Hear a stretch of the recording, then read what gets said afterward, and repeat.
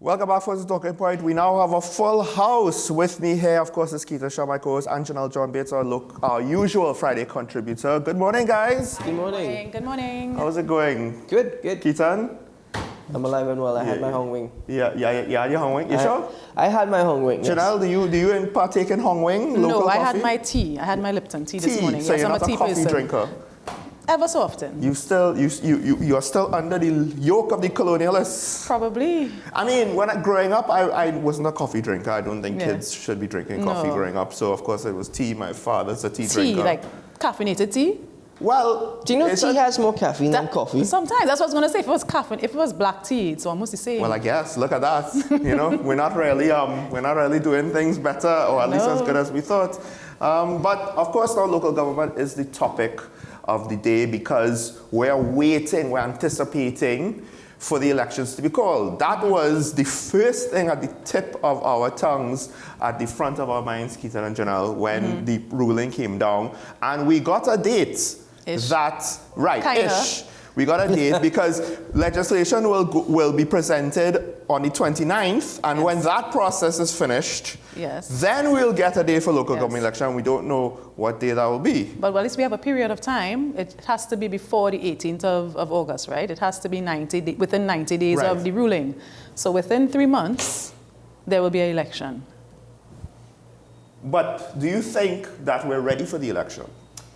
In what sense? Are citizens ready for the election? That's what I was going to ask. The political parties ready for election, specifically who? Well, both. Let's break it all down. If we're speaking about citizens, I think citizens are always ready for an election, but when election day comes, they don't necessarily go vote.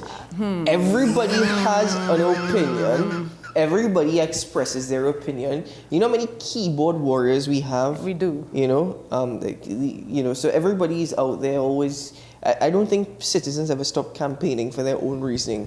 But when it comes to actually voting, that is a huge issue. Yes. So we do not actually vote, or we don't see the numbers when election day comes. But yet, a post-election day, everybody in Trinidad complains. But then maybe the question is, well, first thing, as you said, I always say Trinidadians love to talk. That's been my opinion. And yes, people are always ready, call the election, but then, I wonder if it's just a certain group of people who are always ready and who always talk. Maybe the talkers are not necessarily a reflection of the society. Because local government, isn't it always about 40% turnout, something as low as that? Are we lucky to get that? I think our numbers are far below that. Last time it was pretty sad. And we could probably look up the actual figures from last election. Yes. But the other aspect of it, Janelle, is that, and Sean, people talk a lot and people don't necessarily act. Now, that is not just for citizens. I'm speaking all around. So as much as people are very critical and sometimes it's not even critical, it's just purely insulting, people don't actually act upon it. And that is what's going to translate to something actually, changing. It's interesting because marketers, so people who do marketing, professional executives in that field, right, they understand the concept from way long ago that you're going to get two groups of people that are going to speak out. The ones that are very pleased and are very upset. So you have a fast food joint, the ones that enjoy your food very much, praising you, and the ones that found it horrible, disgusting, they're complaining to high heaven. Because I'm sure both of you all have gone to a place where y'all didn't like the service or the food, but that doesn't necessarily mean that just because you don't like it, you're gonna complain. But if something like extreme happens, you're gonna I'm putting my foot down, right? And so this is where you get the whole keyboard warrior thing. Just for those who don't understand, it's people who, they wanna type a lot on social media. Fighting on the internet all the time. Argue with other people who are commenting on a video or a post or a thread or whatever. But when it comes time to actually put their money where their mouth is and vote or step out and... Or even march.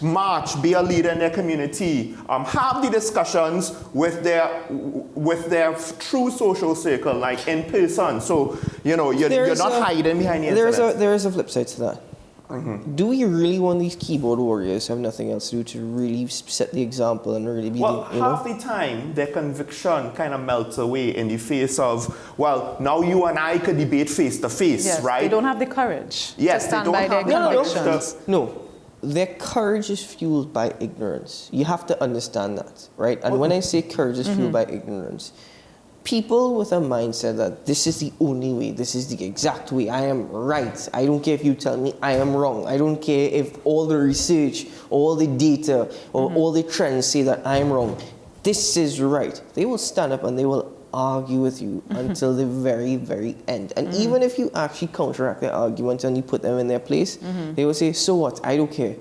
But not all keyboard warriors are ignorant. There are those who come with some facts. They just, to me, they just like to argue versus action. And going back to the topic and your other question, which was, besides the people being ready, are the parties ready? Yes. I would say the main political parties, for the most part, are ready. Because, let's be real, I have been seeing increase in activity by the two main political parties in terms of their councillors or their MPs going out there. And to me, it seemed like for this period, since the last election, there has been no end to campaigning. We have the Monday night forums, we have the PNM caravans, here and there and everywhere. So to me, the parties, the main parties are ready, but I see we're having new parties. We have the Hope Party established. We have all these other But beyond that, can I just rephrase the question a bit? Are these parties ready to serve and work, or are these parties just ready to put their people in certain offices? Well, that's a different question, because we're asking, are they ready for elections? That is why I just said, yes. rephrase that question has much deeper implications and complexity, because I'm not willing to publicly assert whose voice it is on the scripts from Tobago, but just the fact that it's hard to reasonably say it's not someone associated with the THA, right, given what was said, it paints, and I hate to say this, but I'm having a harder and harder time not looking at the situation more and more negatively. And the disappointment now that once again, somebody who is not PNM or UNC comes up and gets some success, and the success does not even last an entire term. Because I would say it was the same thing for the COP. They did not even last one administration of the partnership before they turned into UNC Light. So, will we ever have an alternative to the two main parties? I'm not sure. So I thought it was interesting that you made the distinction, well, the main parties already. What about the other parties? Because we do have frustration with regards to how the system is run. And if you want to see change, perhaps you need to see change from the outside. But it seems as though any possibility for change from the outside... Is it change or is it exchange? Right. It's never done with any real sense of agency, in good faith, with proper determination and conviction. No, but Janelle, you make a very good point. Because is it change or exchange? Simply because a lot of these new parties, all these leaders or members are just individuals, many times, who have fallen out with political parties whom they're aligned with previously. Ex-members of the main parties. And that's what we seem transparent. So it's not necessarily going to be change or right. It could be exchange. It might be a change in leadership. It might be a change in face. It might even be a change in decision making. It does not necessarily mean you could make the same a different decision. It could lead to a similar result. All that is part of the problem. So to me, does it make sense having smaller parties here in TNT? Would they be given the opportunity to grow and expand? Would the public actually welcome them? They have been, but they have been given up. They have had that opportunity before. You mentioned COP. We had TOP in Tobago. Yes. Once upon a time, I don't know if you want to consider NER a small party. Before my time, I don't know how that would be classified. But we've had other parties before. But as Sean would have mentioned, they only lasted a term, if so much. And why is that? So, as a younger person, or even a Trinidadian in general, what would be my incentive to give a third party a chance if I have seen they've all failed? Or they are generally made up of ex-party members of the main parties? Not just that, but you pointed out, the main parties seem to be, okay, their machinery is going. And we know that publicly they've both been reports that both parties have gotten local government candidates. We're not necessarily hearing the same level of readiness out of these other parties. So that's my other issue. It seems they're never as urgent as I would like them to be. I would actually disagree, because a lot of these political parties have said, even before this Privy Council ruling, they are ready. They are prepared. They're just simply waiting for the date. So we listen, you want to judge them on their words? You can judge them on their words. I'm waiting to see when that date is announced. All these slates of candidates. Now, going back to the main parties, the Senator Lakshmi, she made a point, and I can't disagree with it because I think we had, at the very least, similar observations. The government took a week to kind of respond to the ruling, to say okay, this is the plan going forward. And it's not even a full plan, but it's the start of a plan. It's the basic outline. We're gonna get this thing done, and then, you know, on the 29th, then somewhere after there, we'll announce the date. But I do think that they wanted to get these reforms in before the local government election, and the fact that now that seems to be very unlikely, maybe I'm wrong about that, but they're kind of caught halfway through the process. I'm not sure if they're as ready as they would like to be. Well, they're not ready if you're talking about the new initiatives that they wanted to bring into the fore. Given the judgment, it's unlikely those can happen now. It would have to be after. But again, when you're saying ready, are you talking about ready? Well, just for elections, ready to serve, ready for what? I think they have candidates, right? Yes. So they're ready for the elections. But how would that work? Because wasn't parts of the bill already proclaimed? So how is that going to work now? Is it that they have to like hold off on the rest and hope that what's proclaimed is good enough to implement? It will go ahead. We have to hold the election, so we have to probably put a halt on all the initiatives we want to bring into fore before we have the elections and we go ahead again. I don't see that as a stumbling block. Okay. We hold elections and we go again? When I say, well, we can't with continue. The reform. With the reform. Yeah. Reform is an ongoing thing. I don't see it as something, well, if we didn't reform in 2023, we can't reform. We always have to be constantly looking to improve. I'm more concerned that because we're kind of stuck halfway and what is incomplete but already proclaimed, assuming, I don't know if it's been proclaimed and it's been implemented completely and it's fine and the final version is ready to go. That's more of my concern, that we're kind of in transition and I'm not sure if we're kind of ready to deal with being in transition and stuck halfway. I tend to disagree with you from the aspect that, and I said it a couple of days ago, I do not think that the current sitting government actually delayed elections by 1 year simply to push through local government reform. My argument being is that we're about to enter the 6th month of 2023. Where are we one step closer to actually pushing through local government reform? Property tax, for example, is supposed to be implemented earlier this year. Again, we're halfway through 2023. Where are we with that? Because everybody had an opinion about it. Many people are against it, saying you can't do it in these times. But there have been arguments that it is going to help improve the quality of life. Where are we with that? I think the elections were delayed by simply to allow for greater, put it this way, you've said it yourself, visionary-wise, if you see us building a box train or paving a road within that next year, your government working for you. And understand, 1 year is a lot of time to get a lot of work done, which has been neglected in the last 3 years. Well, let's be fair. You said a lot of work was neglected. But what happened in the last 3 years? We were in the midst of a pandemic, the likes of which I don't think anybody alive has ever seen. So I don't think it'd be held against the government that certain things had to be stopped or curtailed while we funneled money to deal with a deadly virus. Janelle, I know, okay, forgive me. I know you're a lawyer and I know you're always going to look for reasonable arguments. But the reason why I say that is because you're not a foolish individual and neither am I. You're not a foolish individual and neither am I. You're an intelligent lady and I always appreciate you. But you're making that excuse for the last 3 years. Oh, hold on. What would you say for the 3 years prior to that then? Wouldn't you say it was the same thing? As an individual, don't you see that everything just happens months before an election? I wouldn't say it's the same. There is, let us be real, there is a ramping up of activities closer to elections. That is true. But we can't say then they did nothing for 4.5 months and then the 6 months before elections we do things. The country would have fell apart before that. So that's not real. Technically, before COVID, we had issues with our oil and gas revenue and royalties, etc. And we had foreign exchange issues because the price of oil at the time was $20 a barrel. And at one point, as you point out multiple times, it was in the negatives. It was negative. Okay, excellent. Right? Technically, we had an issue. What did we do to actually try and help that situation? So I think in this situation, I think both of you all actually could be right and y'all aren't necessarily contradicting each other. Because I believe that, yes, the economic constraints are real, right? How it's being managed, notwithstanding, the economic constraints that the administration has had to deal with is not real.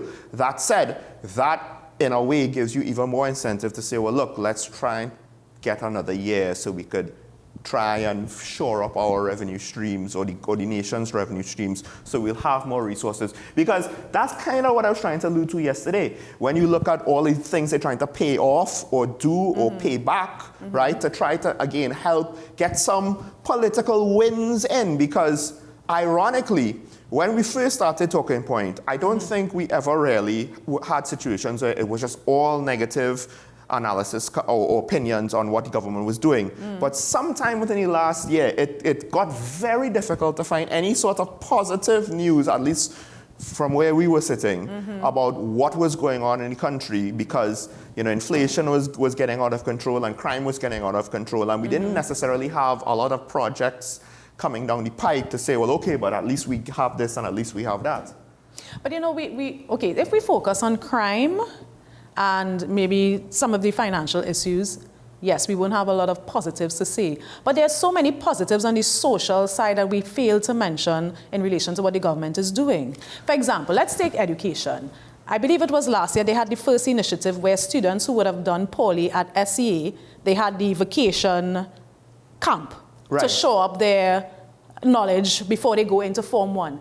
It is these little initiatives, we often overlook them. People say, well, it's a gimmick. But the impact that could have had on one of those students who would have failed, the ramifications of that program alone, we always overlook these things. No, okay, fine, it's a fair point, but in that same light, I can't even go into my school for the concern that a concrete block might fall on my head. For example, look at St. George's College and the UTT campus. So even if you're making the argument in the education system, okay, we had that to try and help. I wouldn't argue against that, that's good. But at the same time, Janelle, you cannot turn a blind eye to a lot of the issues, even the day-to-day running of all these schools. And so I wouldn't say it. So I'm only coming to the point that Sean made, that there was hardly any good. I am saying there's a lot of good going on, but they're overshadowed by crime is like this boogeyman that is just stalking the land, if we will. But you made this argument, when was it, last week or the week before, that even crime affects how a PTA functions. I understand that. And I said that crime, yes, if we focus on crime, we will not see anything else. But I am just saying we can't find good in the country if we were to look beyond the Ministry of National Security. That's simply my point. So here's where, and I was going to, if I had a chance, speak about the Tobago situation and ethics of reporting and giving opinions in the media. This and all is a situation, because one of the things is, I know people don't like to say, well, you can't blame the past administration. But there have been times when I have blamed the past administration. I didn't wait on the government to do it. I blamed it. When the ferry service went out to work within the first 6 months of the PNM's first term, I was like, what are y'all doing? This is all inherited, but y'all are just making it worse. So it was like a double fault, right, from each side. And I think it's one of those things where part of it is we have these long-term issues that have been addressed. Some of it is so long-term that some of the current ministers have been in Parliament when there were issues way back when 3-4 administrations ago. And it kind of puts it in an interesting situation, because the supporters will say, well, how are you going to blame them for this? Kamala had a chance to fix it too, and they will think they're right because of that, but then the opponents will be, well, but they've been there for 7 years, and we haven't seen any change. And technically, both are right. Now, in the media, to what extent do we attribute, how do we figure out, well, how much of it is long-term and their predecessors could have, right, and deeply entrenched, and the predecessors are also responsible, and how much of it is do we put on the current people, because at the end of the day, they're the ones there, they're sitting in the seats, and we ain't seeing no movement for positivity. If I am going to be honest, I think after 7 years, we need to stop looking at your predecessors and start assessing your own work. Okay, you said it. No, I did say it. Okay. I did say it. I think 7 years is enough. I don't think your first year, second year, maybe even your third, but I think by your 7th year, there should be, even if things are entrenched, you should show movement out of the abyss that would have been left by your predecessors, if you want to say that, and stop talking about what they did. This is what we did to help us one step closer to a brighter tomorrow. Because I think education is one of those. Ketan, what do you think? I absolutely agree. I can't disagree with you. Technically, we have said similar, like it's 7 years. No, but all right, okay, 7 years has passed. What have we achieved? Ketan always asks these hard questions. No, Ketan, you know what? No, but you have to understand. Ketan, you know what I'm going to do next week? I am going to compile a list of positives to bring. When you say, what do you have to done? I'm going to do this Janelle, you have to, and read it for you. But the mere fact is, right? No, yes. It's and the reason why sometimes we put each other on the spot, right? And it happens to me as well. I've had people put me on the spot. You know, I put Sean on the spot. Sometimes he's put me on the spot. You have to understand. The mere fact that we can't even think of it at the top of our head. That is 7 years has passed, right? Well, I could think of but I gave you an example and you got it. Okay, but that's one example of education. Give me one example when it comes to the Ministry of Agriculture. Give me one. Yeah, okay, Ministry of Agriculture, but it's tied in with the Ministry of Youth Development. We've had these new agricultural programs that get young people into agriculture, where it's a sort of a hybrid program where if you stay for a year or two, you get your own piece of land. That is movement in agriculture because we're encouraging more farmers. We're giving people the necessary capital to get into agriculture. We're making agriculture. People in agriculture right now, you know, getting new people into agriculture is one thing, but the people who already So you see what I just said? If I give a positive example of anything, Ketan shuts me down. I think the problem is, right? The problem is, while we decry the seeming lust of politicians to have their big legacy projects, so it's not like, well, you need to have this one big thing, right? I don't necessarily agree with the particulars around the children's hospital or the new airport being built, right? So just to put that out there for those who may not remember, I've said that publicly. But at the same time, some of the things, the good that we do see, and you're right, it's there, but a lot of it is very small, and the impact on the industries or the sectors of society or the economy that we're looking for, right? Diversification is one of the big things that has come out of the pandemic, that has come out of a situation that mirrored, right? Not so much in details, but the effects. The last time we had economic crisis, and when I was growing up, when I was very small, I remember not having Kellogg's or all these fancy foreign brands on the shelves. It was at Christmas time, right? And that It's like your cousin sent you a multi-pack of cereal, and I was like a big deal. It's like Frosted Flakes from Kellogg's, Cocoa Puffs. Oh my God! And it's like these little boxes is one serving. I'm confused with the direction of the conversation. Where are we going? Hold on, you're derailing me. Now you're confused with me. So.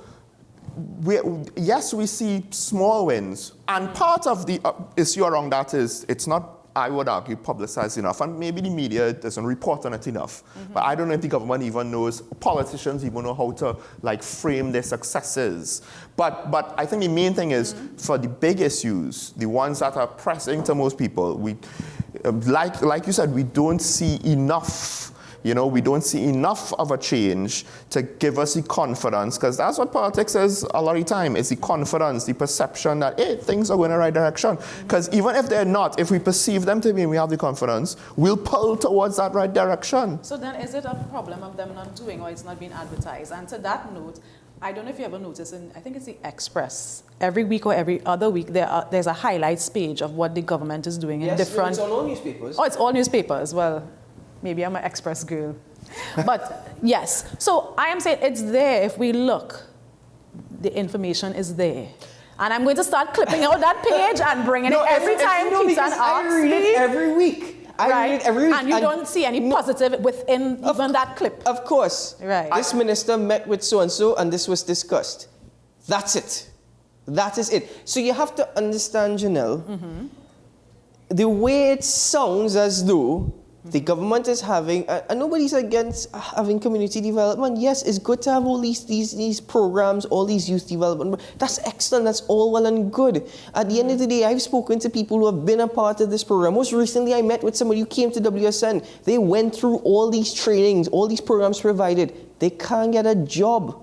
So the training doesn't actually equate to anything in the end. So that's a bigger issue. And then on top of that, You meeting with this individual is well and good. That's a formal way of setting it up, but we don't actually ever go through with it. For example, how many meetings have we had with regularizing PH taxi drivers in Trinidad? Where are we with that legislation, for example? So understand, the way it sounds to me sometimes as an individual sitting in this position and as a citizen is as though the government doing these things is a favor to me as a citizen of TNT. The government getting these things done, I doing you a favor. No, that's your job. That's the reason why people voted for you. You're not to do us favors, but to actually not manage the situation, but progress. And what we've done is that we've managed to the extent that we are afloat while certain people are able to keep their head above the water and a lot of people are sinking. So understand, that is where I'm coming from. Well, you are entitled to your opinion. You feel like the government is doing you a favor. I don't necessarily get an impression that the government is saying what I'm doing for you is a favor. Yes, a lot of it is management, and given the financial situation, sometimes you go through a period where you are just managing and staying afloat.